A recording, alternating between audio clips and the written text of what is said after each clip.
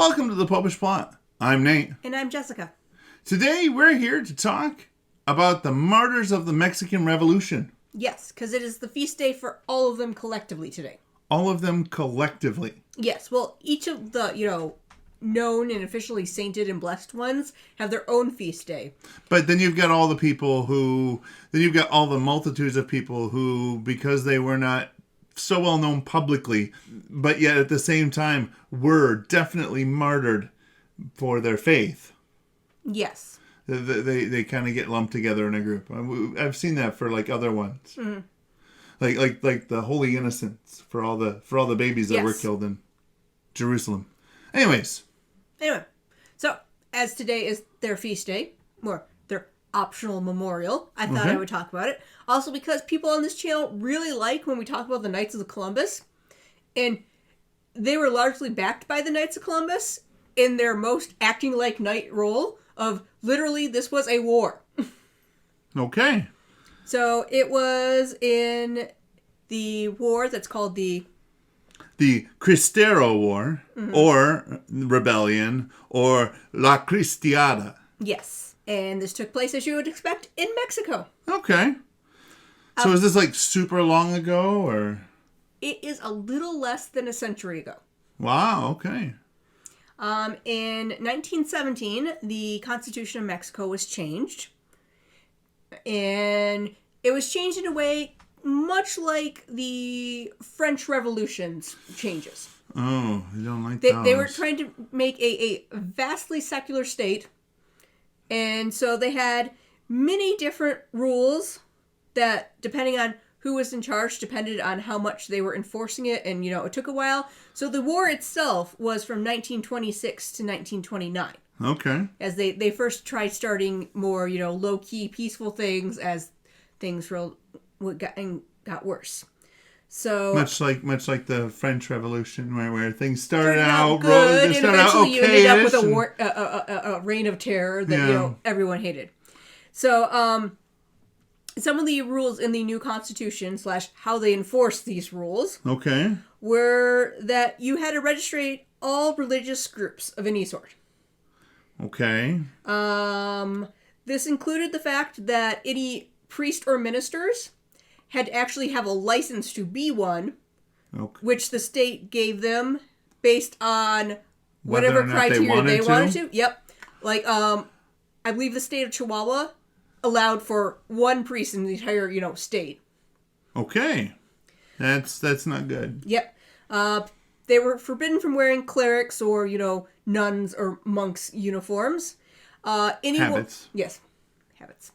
Anyone who was some sort of religious leader was forbidden from running or holding office. Well, I think that's generally not a bad way of, There actually is usually rules that, you had to get permission from, like, a bishop if you want to run even for anything. Yeah. But, this was just outright forbidden. They're also forbidden for endorsing or speaking against any political person or political thing at all. Okay. All schools were secular. I've heard of places trying to do that before. Mm-hmm. There was no... Officially, the thing said that you had to have certain licenses to have a public outside of your church or temple religious event, but in actuality, it was illegal. Okay. Like, even with the reduced rules of this, when St. Pope John Paul II came to Mexico in the 70s, it was still technically illegal for him to have a giant outdoor mass. Okay. If you were found guilty of any of these things, it wasn't because you were at trial by your peers. It was simply on the spot. So wait. So, as a for instance, we'll just say I'm a priest.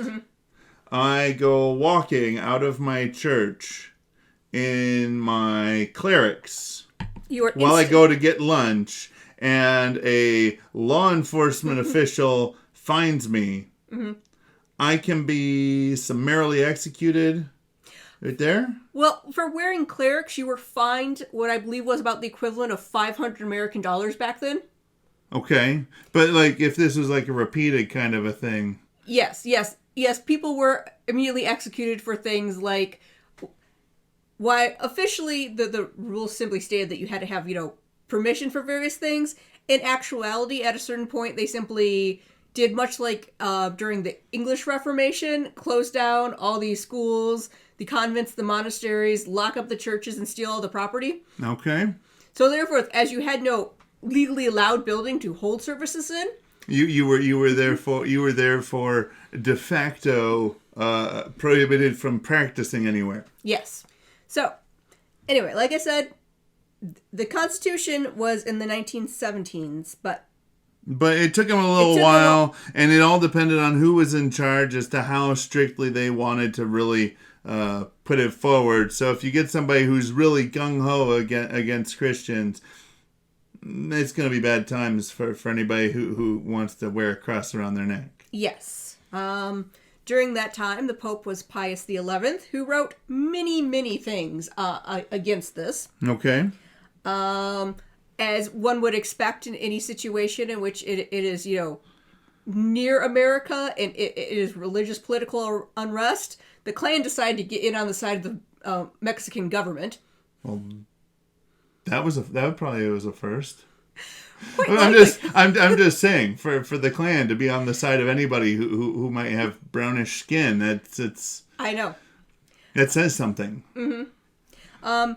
Why they're most noted for the various male martyrs. For example, I'm sure most people know the saying from that if they know of the martyrs. Viva Cristo Rey. Yes, because they did a very public martyrdom of one of the leaders who died saying that, and they did pictures. It was all over the things until it started giving hope to the people that were against the government, and then they made it illegal to have any of these pictures and things. Yeah.